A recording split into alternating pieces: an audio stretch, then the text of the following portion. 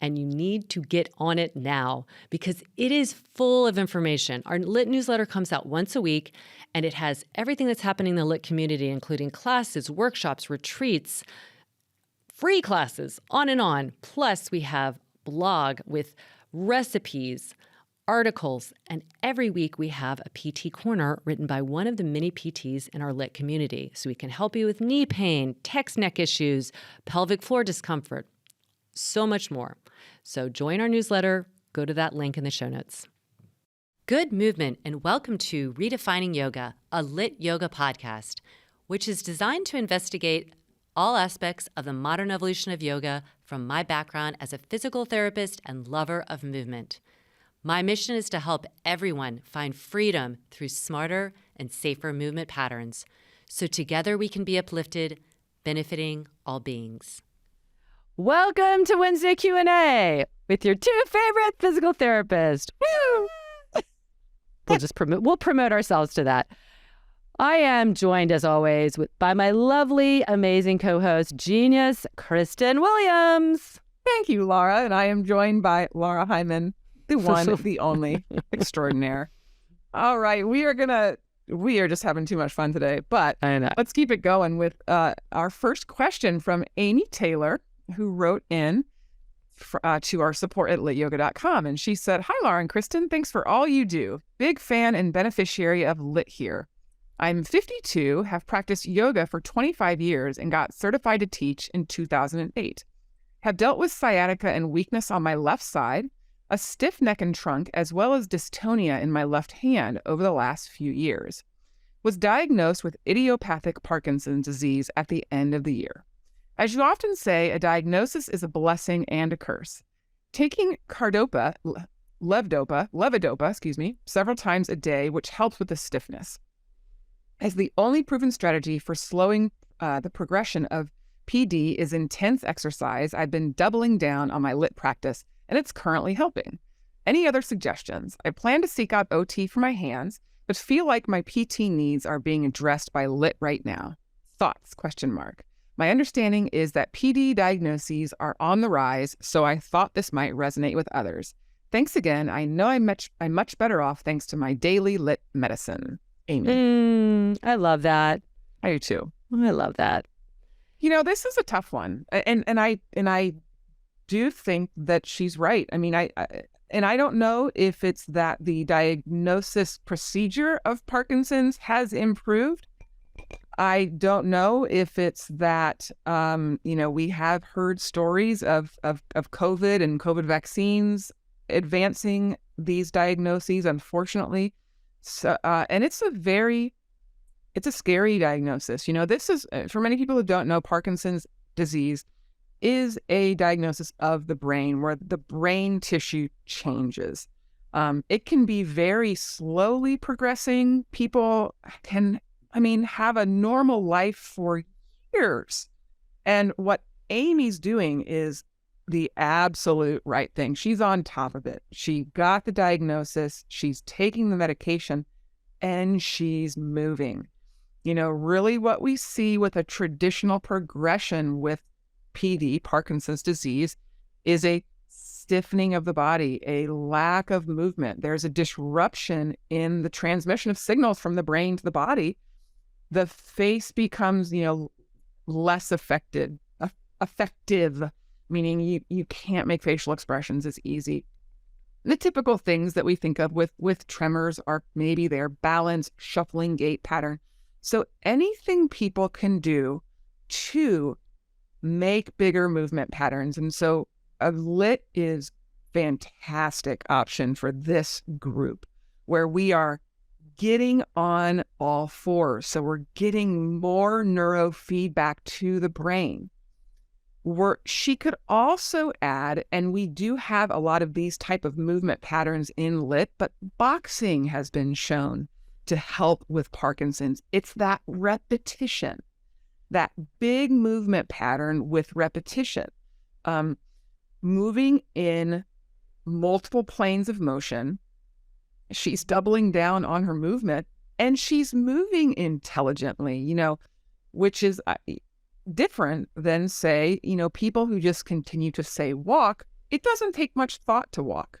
So the thought process of the LIT method is what is helping her. That's what she's feeling, is that she has to change direction. She has to think, because we're making it up new every time. And I've seen, she's been in my classes. I love it that she's showing up. She's not shying away from, she could be having a hard time. She may feel her struggles, but you're going for it head on. But like I said, adding some more repetitive, resistive, boxing, even some more plyometrics. We do have plyo in our classes, but all of this under the understanding that she's gotten this diagnosis early. She is safe, because the highest issue, one of the higher issues with Parkinson's disease is the balance. The balance can be affected. The sense of a body awareness can be affected. So anything she can do, single leg balance work, which we do in lit yoga anyway, on different surfaces, which we do in some of our classes by adding blocks. But Laura, what else do you have to add to that? I know you've got a large neuro history. Yeah, well, I love all that, and I just say you are on the right track, upping your exercise, because here's the thing that most people don't realize. 80% of your gray matter in your brain, which is the part of the CNS that's responsible for movement, responsible for balance, responsible for stress management and emotions, is absolutely impacted by movement. So in other words, you can restructure your brain, 80% of the gray matter, by movement alone, by exercise. And this is why I always want to ask people, so why aren't you doing it, right? And you're doing it. That's what's amazing. So I think, yes, it's a long-term degenerative disorder, but it can be long-term. It can take gradual effect on you. And so what you're doing is you're like arming yourself with everything to prevent that, the physical and the decline of other parts in the CNS that can be impacted, like Kristen was mentioning, balance, speech and affect of your face, facial expressions. But you're doing that. And so I would say keep doing it with great rigor and think, I am restructuring that gray matter that is in part being targeted by this. And working, when I've worked with Parkinson's patients, my father-in-law had Parkinson's disease, and he had it from the time I met my husband, and he lived many, many years without it impacting him greatly at all. Why? Because my mother-in-law was like, she's taking him to the gym every day. He's swimming. He's doing aqua aerobics. He's doing regular aerobics. She just knew intuitively, we're going to keep these skills up. And it worked. It worked. He lived 25 years well after his diagnosis and really moved well, really way up until the end. But when you start not moving as well, then it's impacted more when you have something like this. So I love that you're like, it's a duality. You've gotten a diagnosis, and the diagnosis can be informative, and it can be like the big, like whatever you want to call it, the trigger, the impetus to maximize your function through exercise and movement. So keep doing LIT, keep adding weights, adding balance exercises, keeping your spine mobile, because the spine gets pretty rigid, especially the thoracic spine. We address all these things. And I'm just so proud that we can have you with us, and we're here for you. So please let us know how we can help. But I love that you said you're doubling up. That's amazing, because that's exactly what you need to be doing. It really is, because if 80%, that's a massive amount of your gray matter, can be reconfigured and restructured through exercise alone, that's powerful. And that's what you're doing. So hooray. Woo! All right. Next question is from Inga, who is one of our teachers. She asked, a couple both in their early 60s the woman donated her husband a kidney. The operation was last September. She suffered more. She's literally destroyed and bloated belly. He takes strong medications to keep the organ. Would you recommend special exercises or to adapt the reset and the structure of LIT? So the reset, for people who do LIT probably know, that's our kind of beginning of movement to reestablish most optimal alignment, activate our core, that means our shoulders as well, get them all prepared for bigger movement patterns so that we're coming into it kind of activating that gray matter and readying it. So KB, why don't you take over, because you had some direct experience with this. Yeah. So most people don't know this, but my dad donated his kidney to his brother, and this was years ago. I do think that they're a little less invasive now than they were then, but my father has a huge scar on the side, and it is notoriously harder on the donor than it is the donee. The person who receives the recipient, the recipient, it's basically arthroscopic. It's like, whoop, they pop that not fully arthroscopic, but just about.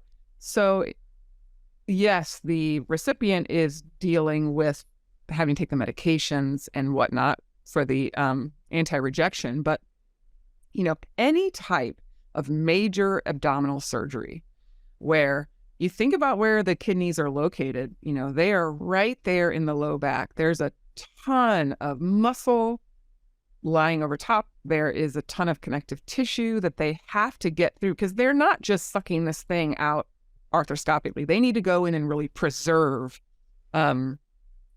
this kidney in the most pristine manner to put it into the recipient. So I am not surprised, unfortunately, that the wife is struggling. I know my dad, definitely, this was a long recovery. And does it bother him now? No. And it sounds to me like she's had maybe a rougher recovery than say even my father did with a less advanced surgery 20 plus years ago. So would I change up things? Yeah, I guess I would, as I would with any abdominal surgery. I would also add things to it. I would hope that she's getting scar massage, doing some sort of connective tissue work, because odds are, if she's having all of this bloating, if she's having even some disfiguration in her abdominals, it's because of scar tissue. It's because of some people just don't heal as easily or as what we want to, not as laid down as nicely as others. It's nothing that they've done wrong, or it's just, it is what it is. So what can you do? Now, Inga, I don't know that you're a massage therapist or, certified to be doing this to her, but certainly instructing her on ways to do some soft tissue to herself, cross friction, going across the scar, coming away, looking to see up in her diaphragm. Does she need to be released up in there, around the back, down into the buttocks, into the hips? Where might she be tight in other places that's just adding? Think of that connective tissue as being tight around the abdomen, but what role is it playing in the shoulder, in the hips, in the back body, even in the front body? So I would definitely be encouraging some sort of connective tissue release. I would be really helping her with some hands-on she probably has a really hard time talking to her abdominals now, getting them to fire. I know that was a struggle with my dad, just like that's not doing what I want. My dad, he loves to tell this story that his nickname in college was the Bod. Hank the Bod Barnett.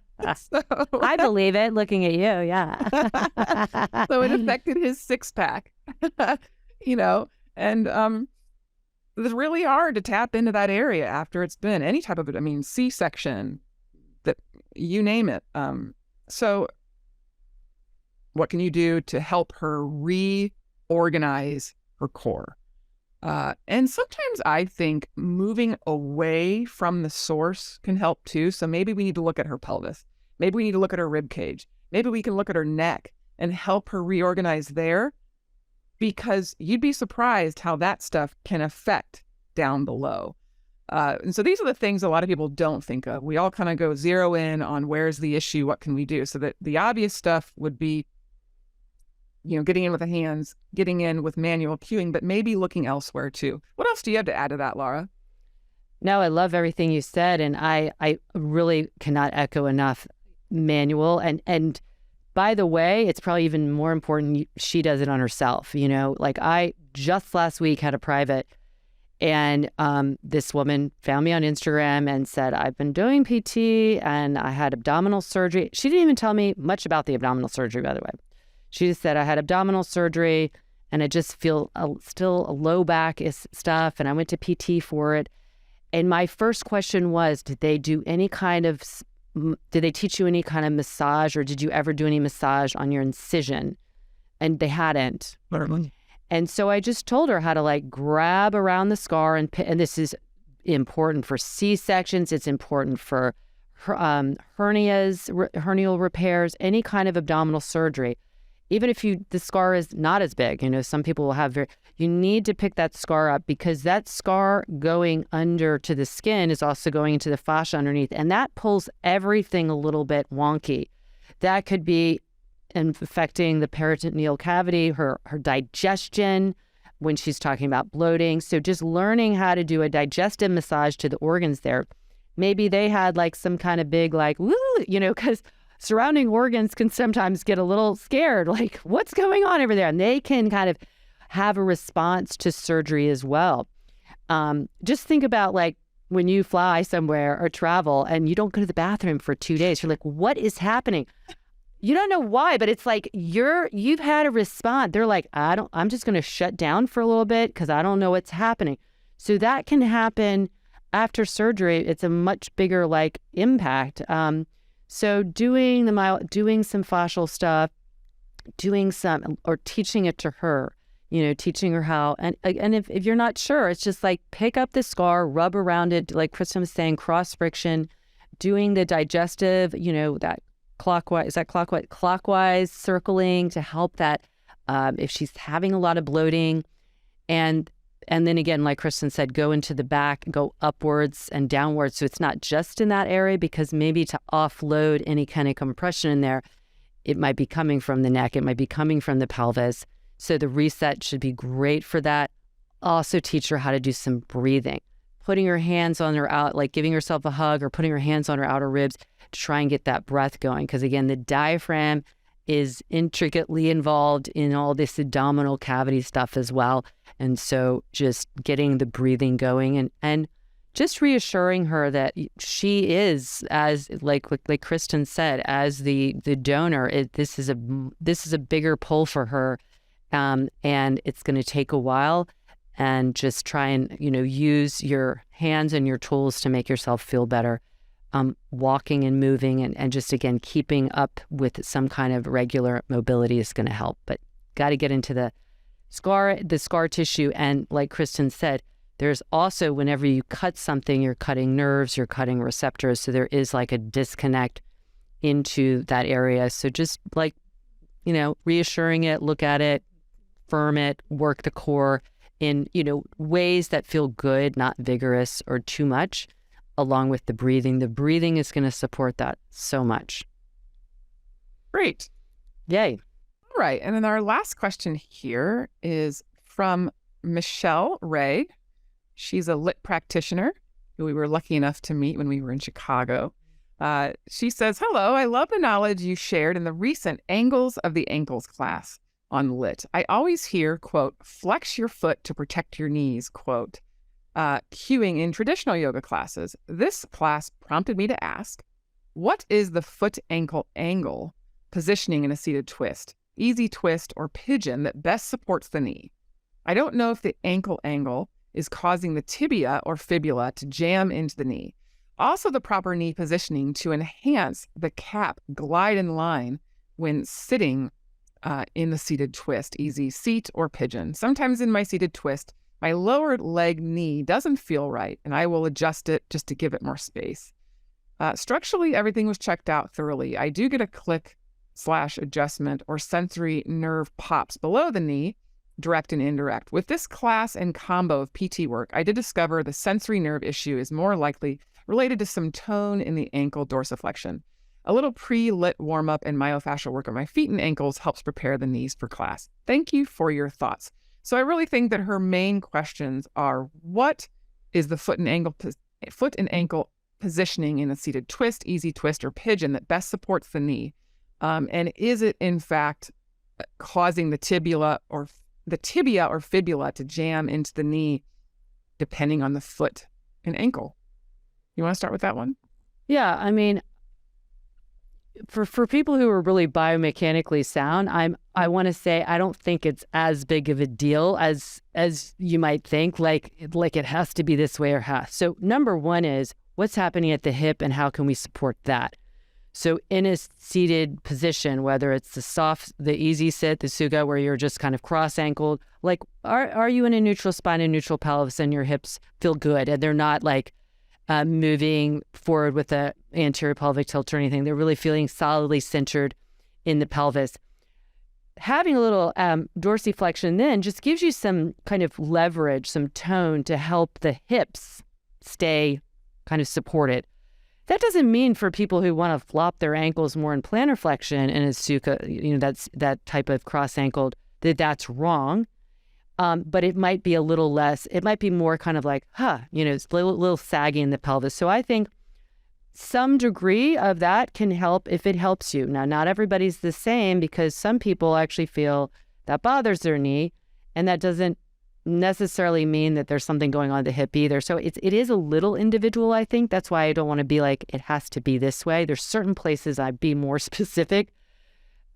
Pigeon, when you're talking about the front leg, again, is your pelvis neutral? Is that hip in a external rotation that is active, meaning you got there and you didn't shove yourself there?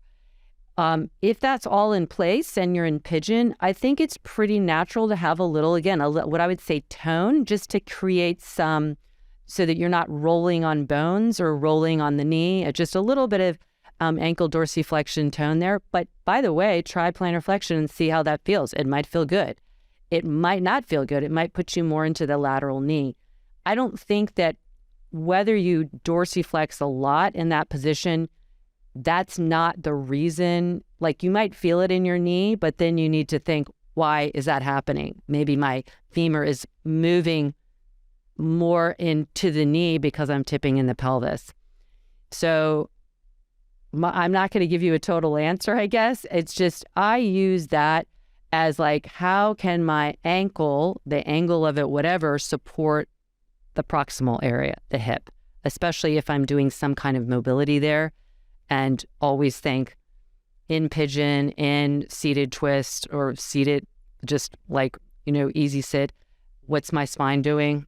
What is my pelvis, all of that doing? And then the foot can just kind of support that. It often feels good to have a little kind of push into the lateral border when you're sitting to give you an upward lift of the spine. That's the reason I do it. Not that it's the right position, quote unquote, for the ankle, but it is feeding the energy up. Somebody else might find it feels better in their plantar flexion pushing down. I don't know. It's like everybody's a little different. I mean, it makes sense if you're flexing in the knee and hip that your ankle dorsiflexion will continue to support that.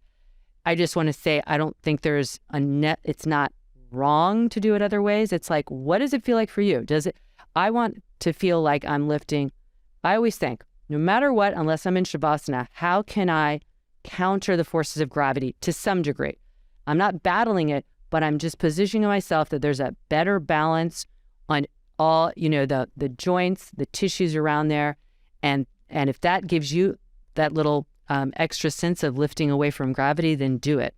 It does for me, but I also don't always cue from that because I've heard from other people, maybe they had a knee issue, that just that movement didn't give them any length in their spine. It actually just hurt their knee. No, Yeah. I agree with you. And even, it's funny, in my body, sometimes it can be different on the left side versus the right side. Mm-hmm. And that could be from the knee, that could be from the hip. Like most of us are not balanced. Most of us have a little bit of imbalance. So what works on the left side doesn't work quite as well on the right side. So I love that, to your point, Laura, you want to do what feels right for you. I understand the whole, flex your knee, flex your ankle to support your knee, the thought process behind that. To your point, Laura, you're just creating energy. When you dorsiflex and evert is usually kind of what people are doing, they're firing up their tibialis anterior, and now they call them the fibularis muscles, but we call them the perineals when we were going through PT school. So yeah, in theory, is that going to support the lateral knee a little more? Perhaps, as we're coming into a position, this figure 4/pigeon/ easy seat, where we might be torquing on those lateral structures.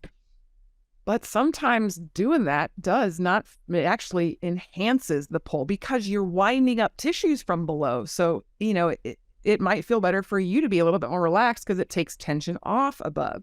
So it definitely is not a prescribed cue, which is why I never cue that. I don't ever cue the dorsiflex, for those positions. Yes. Yeah. Mm-hmm. One place I will cue it, I will say, is when we are in our wide stand, not cue that per se.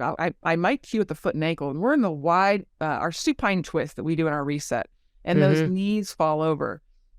Like you said, Laura, it's gravity. That top leg, you've got gravity now pushing your knee into a valgus by pressing into the inner arch of the right foot, essentially inverting it a little bit, maybe even a little bit of dorsiflexion, mostly inversion. That really relieves that press of gravity. You're pulling back you're using the tibialis posterior to pull you, against the gravity. That's the bigger game changer to me of the foot and ankle. When it comes to the knee, it's the hips. The hips are the big. So when we fall into that internally rotated plus gravity, the knee's going to pay the price for what's happening or not happening at the hips. So we can make the little soft tweaks at the foot and ankle, but that's not going to matter near as much as what's happening at the hip. But that's also why the angle of the ankle does matter, because it does affect the hip. So we just have to look at the interplay of all three joints together, how it is in your body, how it is in your body left to right, how it is in your body from today versus tomorrow. So I like to just sort of be active, like you said. There's an energy. I don't like to sit in any pose. Even my seated twist, I might be like, for my hip, but I'm still upright. Yeah. I'm lifted. I'm not just, flopping into it. Same thing with pigeon. I would say pigeon is a more relaxed pose, but I'm not cranking into it. It's more relaxed in that I'm going into a position of comfort for my joints, especially the hips and knees, that the ankle at that point, I don't think it's going to play a big enough role to be worth a cue that could adversely affect somebody else. So. Yeah, and to that point, I think it's one of those cues that was adapted, kind of like lower your heels and down dog. It's like there was some rationale that might work for a percentage of people, but it isn't an accessible cue for everybody, and nor does it make sense for everybody. So I think there's certain places where we're just like, I don't cue people to lower their heels and down dog because for a lot of reasons, but if they want to and it doesn't affect what's happening proximally, that's fine. And I think it comes back to, again, that angle of the ankles is really for the most part, is emphasizing what's happening in weight bearing. Because that, again, is going to impact the knee and the hip and vice versa the most. But I love that you asked this question in a non-weight bearish way. Yeah. And I hope we're just giving you permission to discover what feels right for your body and your knee and your hip. Yeah. Well, great questions, everybody. Thank you so much. Thank y'all. We love your questions. We could do this all day. We love spending time together. It's so fun. So as always, please rate and review and share the podcast. It means so much to us. We just want to keep doing this, and we do it for you, and we so appreciate your enthusiasm. So if you have questions, don't be shy. You can direct message us on Instagram if you're there. I'm Laura.Hyman, KBWilliams99. You can also reach us via email at support@lityoga.com. Those will get forwarded to us, and we will get to them as soon as we can. We just kind of work through them as they come. So thank you so much, everybody. And as always, we're pulling for you. Yay!